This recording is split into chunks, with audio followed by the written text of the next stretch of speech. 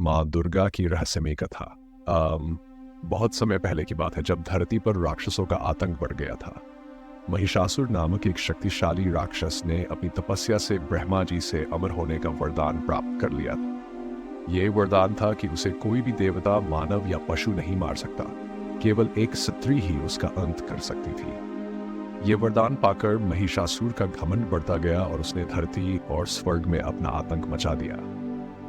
महिषासुर ने देवताओं को हराकर स्वर्ग पर अधिकार कर लिया।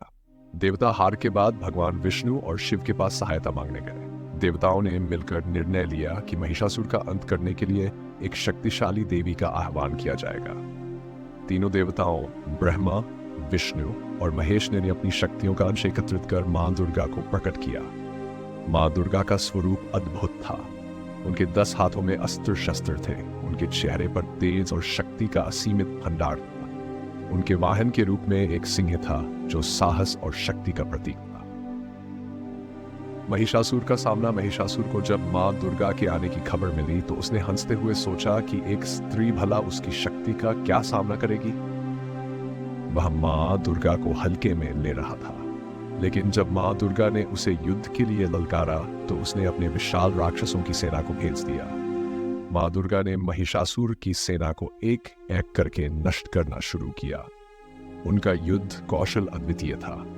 वे हर दिशा से आने वाले असुरों को मात दे रही थी। महिषासुर ने खुद युद्ध में उतरने का निर्णय लिया और उसने अपने भयंकर रूप बदलने शुरू कर दिए। कभी वह हाथी का रूप धारण करता, कभी सिंह का, कभी विशालकाय दैत्य बन जाता। लेकिन मां दुर्गा हर बार उसकी चालों को समझ जाती और उसे कड़ी चुनौती देती। महिषासुर को समझ में आ गया कि यह कोई साधारण स्त्री नहीं है, यह स्वयं देवी का रूप है। कई दिनों तक युद्ध चला और अंत में मां दुर्गा ने अपने त्रिशूल से महिषासुर का वध कर दिया। शांतिपूर्ण समय महिषासुर का अंत होते ही धरती और स्वर्ग में शांति स्थापित हो गई। देवता और मानव मां दुर्गा की स्तुति करने लगे। मां दुर्गा ने पृथ्वी और स्वर्ग दोनों को अपनी शक्ति से फिर से सुरक्षित बना दिया था। लेकिन यह कहानी यहीं समाप्त नहीं होती। एक नया रहस्य। महिषासुर के अंत के कुछ सालों बाद एक साधु ने हिमालय की ऊंचाइयों में तपस्या करते हुए एक अद्भुत सपना देखा। उसने देखा कि महिषासुर की आत्मा अब भी किसी रहस्यमय स्थान पर कैद। वह स्थान अंधकारमय था और वहां महिषासुर की आत्मा किसी नई शक्ति को प्राप्त करने की कोशिश कर रही थी। साधु ने यह सपना किसी साधारण सपने की तरह नहीं देखा, बल्कि इसे भविष्य की चेतावनी के रूप में लिया। वह समझ गया कि महिषासुर की आत्मा पूरी तरह नष्ट नहीं हुई है, बल्कि वह अब भी किसी रूप में सक्रिय है। साधु ने यह बात अपने शिष्यों के साथ साझा की, लेकिन किसी ने उसकी बातों पर विश्वास नहीं किया। हिमालय की खोज। साधु ने अपने शिष्यों के साथ हिमालय की गुफाओं में उस स्थान की खोज शुरू कर दी जहां महिषासुर की आत्मा कैद थी। कई दिनों की यात्रा के बाद उन्हें एक प्राचीन मंदिर मिला जिसे किसी ने हजारों सालों से नहीं देखा था। मंदिर के दरवाजों पर अजीब संकेत थे जो किसी शक्तिशाली तंत्र की ओर इशारा कर रहे थे। साधु ने मंदिर के अंदर प्रवेश किया। अंदर एक गहरी गुफा थी जहां एक अजीब सी शक्ति महसूस हो रही थी। गुफा के अंत में एक बड़ा पत्थर रखा था जिस पर अजीबोगरीब लिपि में कुछ लिखा था। साधु ने उस पत्थर को पढ़ने की कोशिश की, लेकिन वह लिपि किसी ने आज तक नहीं देखी थी। आत्मा की आवाज। जैसे ही साधु ने पत्थर को छुआ, अचानक एक तेज आवाज गूंजने लगी। तुम्हें यहां नहीं आना चाहिए था। यह आवाज बहुत गहरी और भयानक थी। साधु घबरा गया और उसने पत्थर को छोड़ने की कोशिश की, लेकिन उसकी उंगलियां पत्थर से चिपक गईं। तभी गुफा में मां दुर्गा का एक दिव्य प्रकाश प्रकट हुआ। उनकी आवाज गूंजती हुई आई, यह महिषासुर की आत्मा को कैद रखने का स्थान है। उसे मुक्त करने की चाबी इस पत्थर में छिपी है। साधु ने कांपते हुए कहा, मां, मैंने इसे छूने की गलती कर।